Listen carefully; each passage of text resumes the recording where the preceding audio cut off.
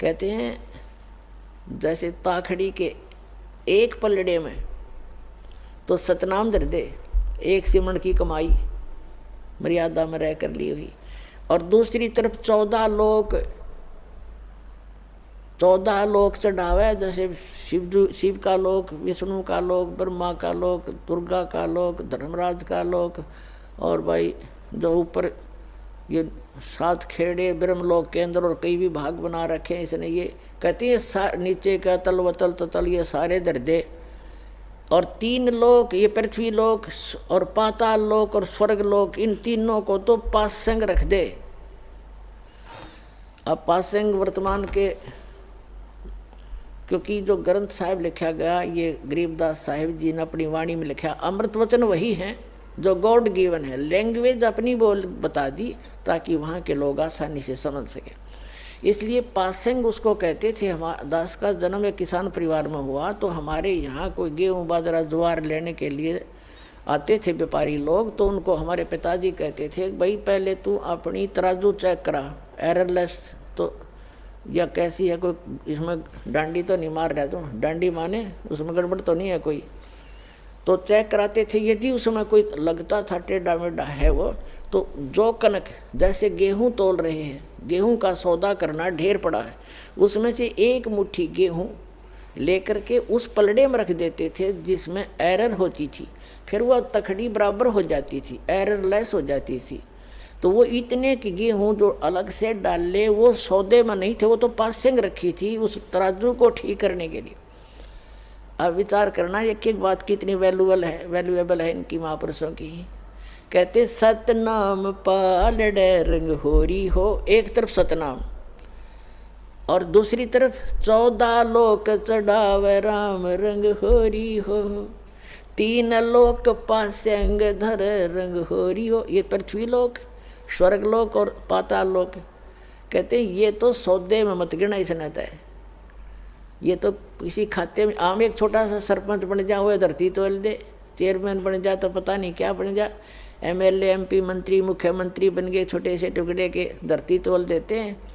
परमात्मा कहते हैं ये तो 3 लोक भी उस भगत के पास जो धन है, और ये नकली धन जो अस्थायी राजाओं का राज पूरी पृथ्वी पर हो तो छोड़ कर जाना एक दिन, और ये ऐसा धन है जो आपके यहाँ भी साथ देगा और सतलोक में जाएगा, आपका कभी खर्च नहीं होगा, ये ऐसा धन है। तो क्या बताया है, सतनाम पालड़े रंग होरी हो, 14 लोक चढ़ाव राम रंग होरी हो, 3 लोक पास्यंग धरे रंग होरी हो, तो ना तुला तुलाया राम रंग होरी हो। एक सिमरन सतनाम का विधिवत, तो इतने आप खाली हो गए, भक्तिहीन हो गए, पैसे के लिए भटकते फिरते हैं सारा दिन, और 36 झूठ बोलते हैं, 100 बार पता नहीं मन में दोष आते हैं, पशु से भी ज़्यादा मेहनत करते हैं, तब भी पेट गुजारा नहीं चलता आपका। और इस परमात्मा की शरण में आके देखना, सद्भक्ति करना, भक्ति धन तो इकट्ठा होगा अलग से आपका, और यहाँ की सुख सुविधा तो आपको रूंगे में देगा भगवान, रूंगा।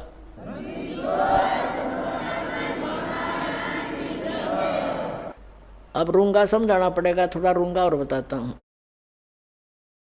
हम अब तो बच्चों को याद भी नहीं होगा, पहले हम छोटे छोटे थे जब हमारी दादी, जैसे कोई सब्जी बेचने वाला कोई आता था, कोई टिंडे बेचने वाला, कोई आम बेर अंगूर अमरूद ये बेचने वाला आता था, आलू गाजर।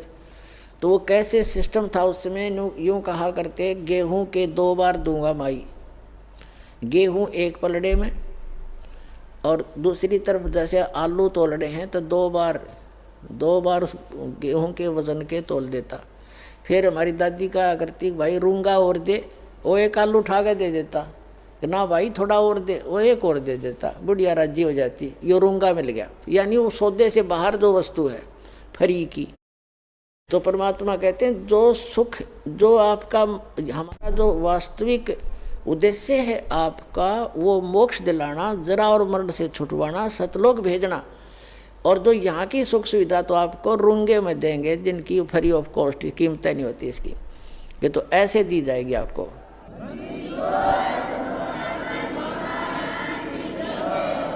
तो यहाँ बताया है गरीबदास साहिब जी ने कि इतना कीमत है इस एक सतनाम की। अरे ये राधा स्वामी वाले और कितना देख ले, एक कबीरपंथी सतनाम सतनाम जाप करो सतनाम, इन सतनाम का कक्का नहीं पता है। और बात करें सतलोक जान की, सतनाम सतनाम सतगुरु सतनाम ये नाम देते हैं। ये खा के इनके पास बट्ठा बट्ठा बटा दिया, अपना भी जीवन नाश किया, दुनिया को डुबो दिया काल के दूतों ने।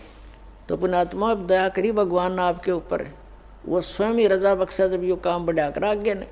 अब आपके ऊपर, इस दास के ऊपर उस परम पिता का पूरा पंजा है।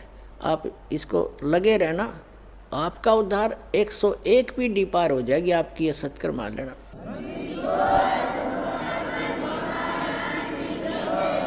कबीर साहब कहते हैं भक्ति बीज होए जो हंसा, तारों तास के 71 वंशा। जो भक्ति बीज हो, सही भक्ति कर रहा हो, उसके 101 वंश पार, कुल पार कर दूंगा। 42 की तो बातें छोड़ी, धर्मदास वाले गाटा जोड़ रहे। 42 वंश को राज मंत्र दान करने का नाम दे दिया, पार करने का। वो तो परमात्मा ने ये कहा था। धर्मदास ज़्यादा चिंतित हो गया था।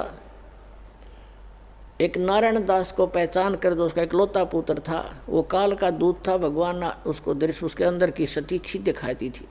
इतना चिंतित हो गया वो धर्मदास वैश्य सेठ, हे भगवान अब मेरा क्या होगा, हे भगवान मेरे तो काल के दूत पैदा हो गया, अब मेरा कैसे वंश चलेगा। तो परमात्मा ने कहा था कबीर जी ने कि मैं अपने कोटे से तुझे एक बालक दूंगा, उससे तेरे 42 वंश चलेंगे।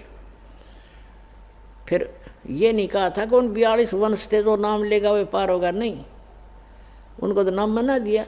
परमात्मा ने कहा है कबीर वाणी चैप्टर में 136 पृष्ठ है कबीर वाणी चैप्टर का, कबीर साहब के इस कबीर सागर में, कि धर्मदास मेरी लाख दुहाई, ये सार नाम की दबा सत मूल ज्ञान और मूल नाम, ये मूल नाम है, सार नाम है।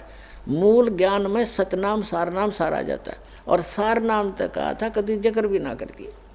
तो और कब तक छुपाना है, कहते हैं मूल ज्ञान तब तक छुपाई जब तक 12 पंथ मिट जाए। और तब तक एक पंथ भी ना चला था। जब धर्मदास जी आए थे तो उन्होंने ये छुपा के रखा था। और फिर भी धर्मदास जी के ये मन में थोड़ा बहुत दोष पैदा हुआ था कि मेरे बच्चों का क्या होगा। तो परमात्मा ने कहा था कि धर्मदास जब 5500 वर्ष का कलयुग बीत जाएगा तब मैं फिर आऊँगा, और गरीब 12वां पंथ जो होगा उसमें आगे जाकर मेरी एक ब्रांच होगी, उसमें उसी में मैं फिर आऊँगा। तेरे जो सतनाम को ग्रहण करेंगे, सच्चे नाम को, सार नाम को, तेरे 42 वंश तोड़ सारा विश्व पार करूँगा उस समय। तो तब धर्मदास का दिल टिक गया था। अरे ये मारे सट्टे दामा खेड़ा और फलाने वाले लोग हैं, दामा खेड़ा वालों की 42 वंश की गद्दी को आशीर्वाद दे रखे है, उनको कख भी ना पता आज तक, खाक पार करेंगे वह। उन्हें सतनाम का नहीं पता, और ना सार नाम तो छीट भी नहीं लगी उनके। तो पुण्यात्मा ये भ्रमित हैं, उनको त्याग कर यहाँ अपना कल्याण कराओ। दास का सिर्फ इतना उद्देश्य है कि सही रास्ता मिल गया अपने को, युगों पर्यंत दाव लग गया आपका, इसका लाभ उठाओ।